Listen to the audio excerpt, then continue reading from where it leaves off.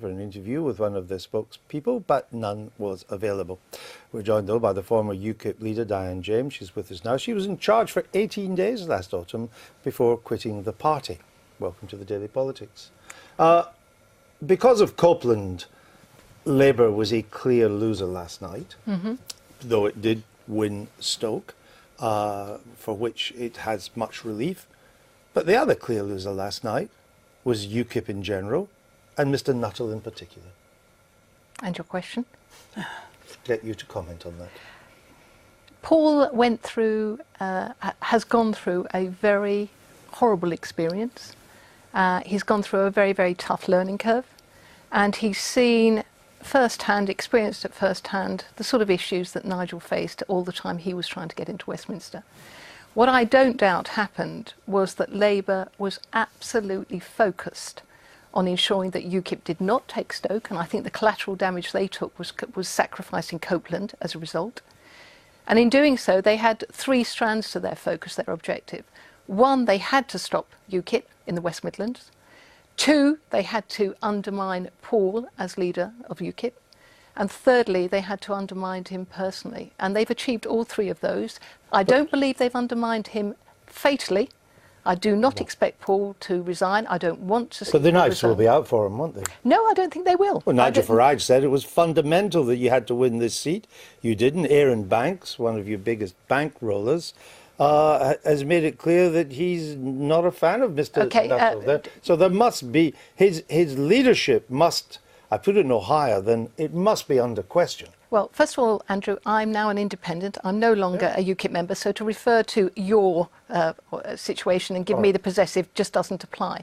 Nigel made some statements. I don't think to suddenly infer from those statements that Paul should fall on his sword just because of the result that came out of Stoke. But it's been a bruising experience. It has indeed. He was fighting on all fronts. In many cases, he was his own worst enemy.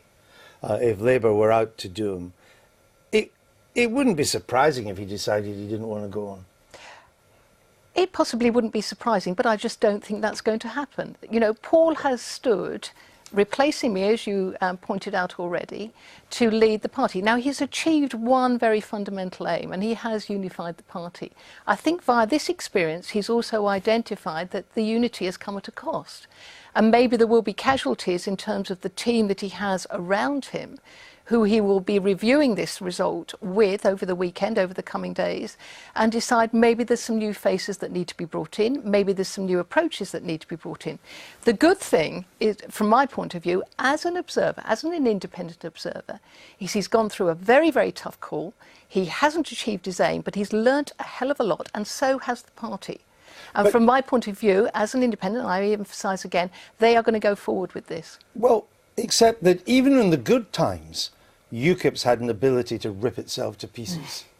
So now that it's going through some bad times, that propensity to rip itself to pieces must surely be enhanced.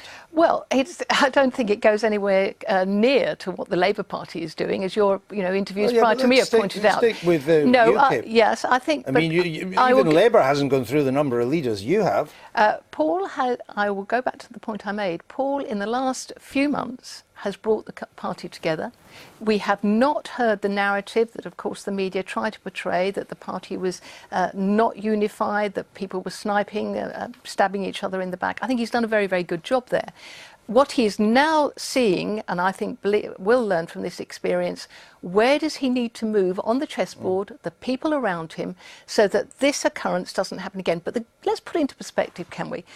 Even I understand the comment he made. This was 72nd on their list of target seats. The risk that he took, it was high risk. And so why did he stand? And with the benefit of hindsight, I'm sure Paul must be ruining the day and thinking, that was a risk I took, and it's a misguided risk. But that's the benefit of hindsight. But Andrew. it was winnable. It was winnable, given the high Brexit vote in the constituency, given that there had been problems with the Labour candidate, who was a staunch Remainer, whose tweets were a huge embarrassment to him. But to win, Mr. Nuttall had to do two things.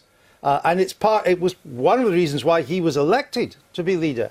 He had to win working class Labour votes over disillusioned with Mr. Corbyn, Brexit voters, and he had to get Tories to vote tactically to put Labour out. Neither happened. Yes. It was a total strategic failure. Well, I'm not going to agree that it was a total strategic failure. I look at it just But it worked. It was not a good outcome. Look, I'm going to sit here and honestly appreciate that point. Let's go back to some very clear markers, just as you put some down there. Labour, through the book at Stoke, they had to keep it. It was strategically so pivotal to them that they had to keep it. But that's what happens in by-elections. Yes, Paul made some serious mistakes. Politicians do that.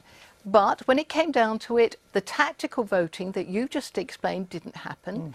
And, I think you can put into context that some of the issues surrounding Paul's campaign contributed to that aspect. And I've heard from, comments that Hillsborough was being raised on the doorstep. But, going forward, all of that's now in the public domain. Paul has got time to recoup, re-energise himself. Yes, I believe he has. Look, it's my instinct. We'll wait and see. Events will prove. I think by this weekend the knives will be out for him. Let's see what's in the Sunday papers. Raphael, what do you think? Well, look, what I find interesting about this, it might be a slightly kind of dorky political point, is that what UKIP have consistently lacked is any kind of machinery for going into a seat and grinding out the kind of victory that you need to win. Which is why they hardly ever win.